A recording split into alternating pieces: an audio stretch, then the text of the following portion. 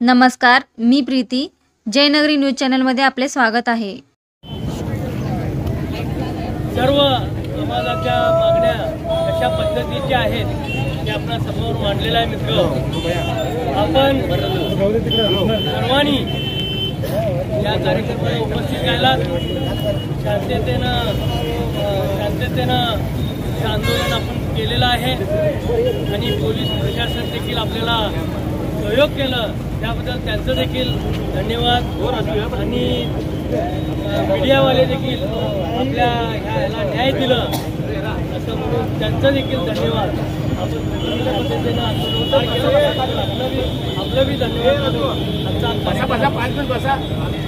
कार्यक्रम संपला असं मी जाहीर आज सोलापूर शहरामध्ये तुळजापूर नाक्यावर आम्ही धनगर समाजाने एकत्रित येऊन या ठिकाणी रास्ता रोकोचं आंदोलन केलेलं आहे. मी सरकारनं विनंती करू इच्छितो, गेल्या 50-60 वर्षापासून धनगर समाज एसटी आरक्षणापासून वंचित आहे. आमचे मुलं बाळं, आमचे विद्यार्थी, आमचे माता भगिनी कुठेतरी IAS झाले पाहिजे, तहसीलदार झाले पाहिजे, मोठे अधिकारी झाले पाहिजे, असं आमच्या गेल्या अनेक वर्षापासून आमची मागणी असताना कुठेतरी धनगड आहे असं अर्थ हे घालून पूर्वीचे जे कोणी राजकीय पुढारी आहेत, राजकीय सत्ताधारी आहेत, असे जे करून चूक करून ते आम्हाला आजपर्यंत सतवायचा प्रयत्न करतात. आम्ही या तुमच्या माध्यमातून सांगू इच्छितो, आज तर एक छोटीसं आंदोलन होतं. येणाऱ्या काळामध्ये मोठ्या प्रमाणात महाराष्ट्रभर एक चांगल्या मोठ्या प्रमाणात उद्रेक असं आंदोलन आम्ही छेडू.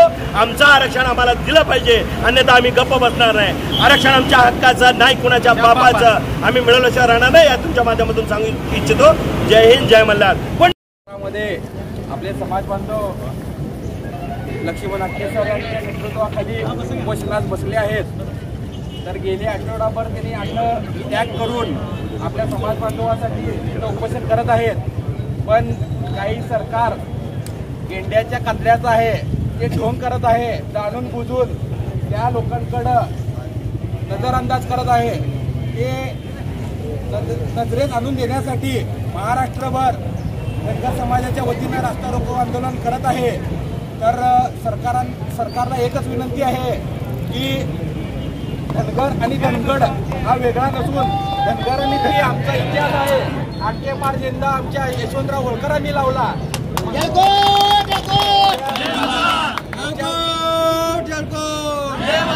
आमची नारी पुण्यश्लोक राजमाता अहिल्यादेवींनी अनेक मंदिरांचं जीर्णोद्धार जो आंदोलन उभा केलेला आहे आणि विशेष करून आज 15-16 दिवस झाले पंढरपूर येथे आमचे 6 योद्धा घरदार सोडून आपला परिवार सोडून जो 15 दिवस झाले ते उपासनेला बसलेले आहेत. त्यांना आमचं पूर्ण महाराष्ट्रामध्ये पूर्ण धनगर समाज पाठिंबा देत आहे आणि सरकार झोपला आहे त्याला जागा करण्यासाठी आमचे पूर्ण समाज उठून बसलेला आहे. तरी कृपया करून सरकारने आमच्या धनगर समाजाकडे लक्ष द्यावं आणि आमच्या मागण्या पूर्ण करावं, एवढीच मी विनंती करतो सरकारला. राज्यभरात आंदोलन केली जातात, काय सांगाल?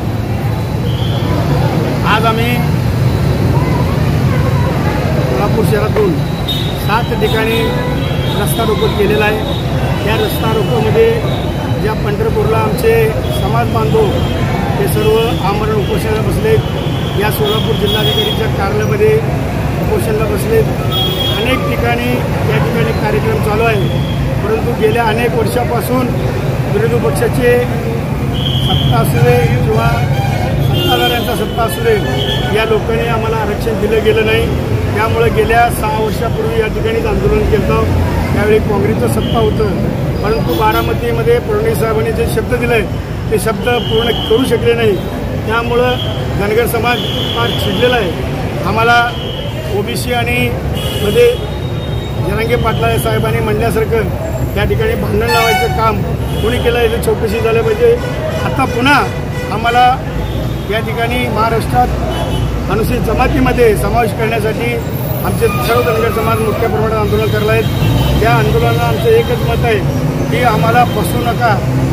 जसं लोकसभेमध्ये या ठिकाणी मराठा समाज तुम्हाला जागा दाखवला आहे, आता यावेळी विधानसभामध्ये जर आम्हाला आरक्षण मिळालं नाही तर आम्ही धनगर समाज सर्व बांधवांनी मिळून तुम्हाला तुमचं जागा आम्ही पण दाखवणारच आहे.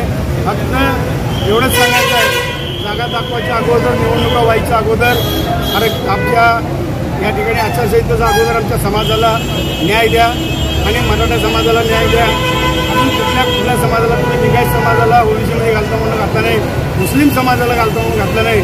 सर्व समाजाला तुम्ही फसवणूक करायला लाव, जेणेकरून समाजामध्ये भांडण लावावं लागलं.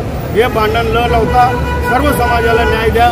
आमच्या धनगर समाजाला मात्र अनुसूचित जमातीमध्ये घालावं, अन्यथा आम्ही या विधानसभेला सर्वजण. अशाच प्रकारे तुमच्या भागातील बातम्या पाहण्यासाठी जयनगरी चॅनलला लाईक करा, सबस्क्राईब करा, बेल आयकॉनला क्लिक करा आणि शेअर करा.